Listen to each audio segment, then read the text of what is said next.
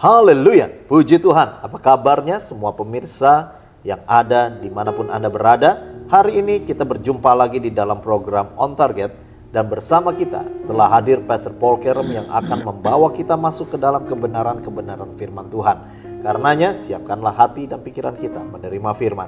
Hari ini kita akan bicara mengenai kebangunan rohani dan juga kesukaran besar. This is your time. God has promised in His Word that there would be a great revival before He comes again. Tuhan berjanji di dalam Alkitab bahwa sebelum adanya kedatangan kedua kali akan ada tuaian yang besar. And then, after revival, there would be a time of great trouble. Setelah kebangunan rohani dilanjutkan dengan kesukaran besar.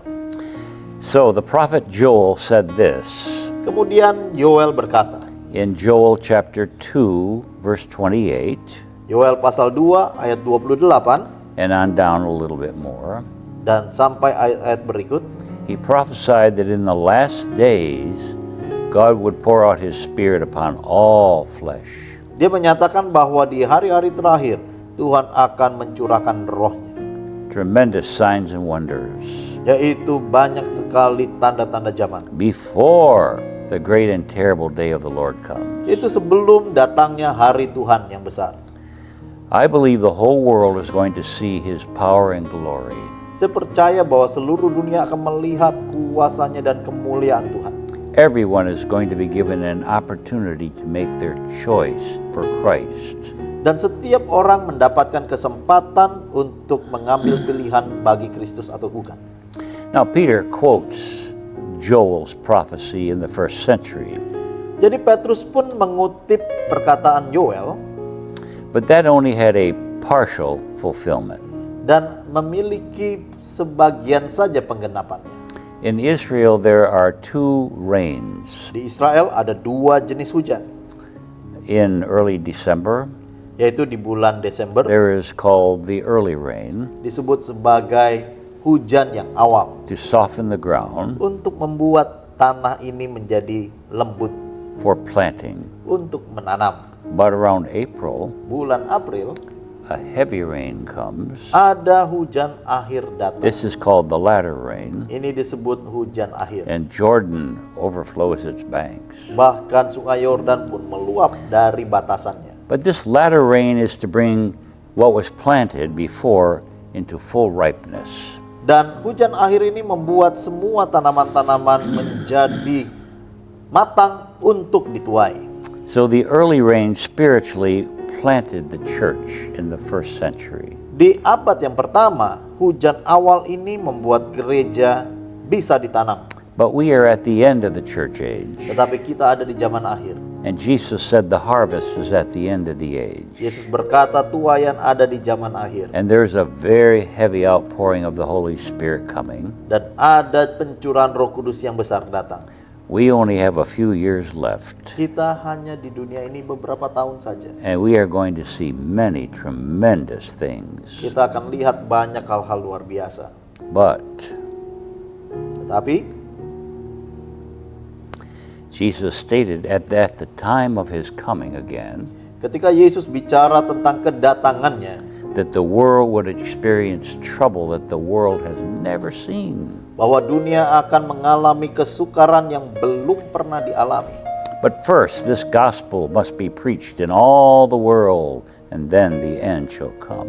Dan Injil ini mengenai kerajaan harus dikabarkan ke seluruh dunia sebelum datang kesudahannya. But He predicted a time of trouble that the world has never seen or ever will see again. Tetapi dia juga bicara mengenai masa-masa kesukaran yang belum pernah dialami. This is called the Great Tribulation. Alkitab merujuk ini adalah masa kesukaran besar. And He said, when you see the abomination standing in the holy place, in the temple, Yesus berkata ketika engkau melihat si pendurhaka itu berdiri di ruang kudus, that's when Antichrist sets up his image in God's temple in Jerusalem. itulah saat Antikris berdiri di bait suci Yerusalem.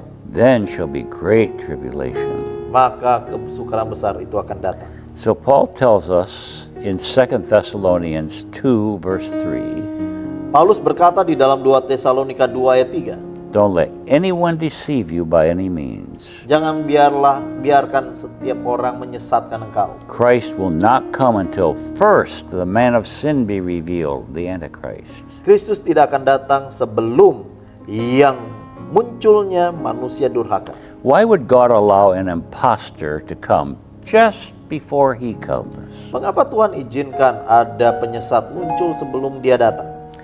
To sort out the harvest, the wheat from the tares. Yaitu untuk memisahkan ilalang dari gandum. We should memorize Revelation chapter 7, Mari kita ingat saudara, Wahyu pasal 7, verse 13 and 14. 13-14. John was taken out of the first century into the end of the church age. Yohanes dibawa dari abad pertama masuk ke dalam zaman akhir. And he sees a multitude before the throne in heaven. Dia melihat ada begitu banyak jutaan tanpa bisa dihitung orang-orang di sorga. The question was asked, who are these and where did they come from? Pertanyaannya lah, dari mana mereka datang? Siapakah mereka? So in Revelation 7:14, Di dalam Wahyu 7:14, this is the answer. inilah jawabannya.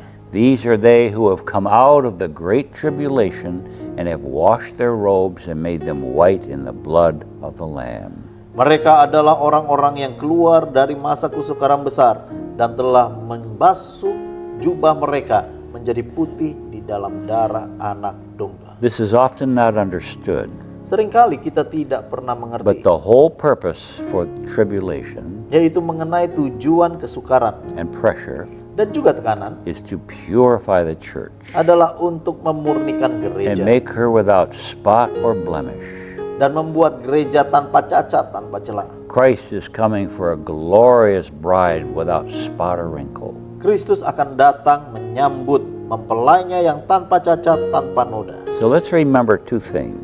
Ingatlah baik-baik, Before Jesus comes, sebelum Yesus datang there's going to be a great world harvest, akan terjadi masa tuaian besar, and it's coming soon. akan terjadi cepat But it's going to be followed by a time of great trouble dan juga diikuti oleh masa kesukaran besar to purify the church, untuk memurnikan to gereja, separate the wheat from the tares in the harvest. memisahkan ilalang dan gandum. So let's get fully committed. Mari kita memiliki hati yang penuh sungguh-sungguh komitmen. Everyone will have to make a choice Semua orang akan mengambil pilihan for Christ or the Antichrist. menentukan mengikut Kristus atau antikris. God bless you. Tuhan Yesus memberkati.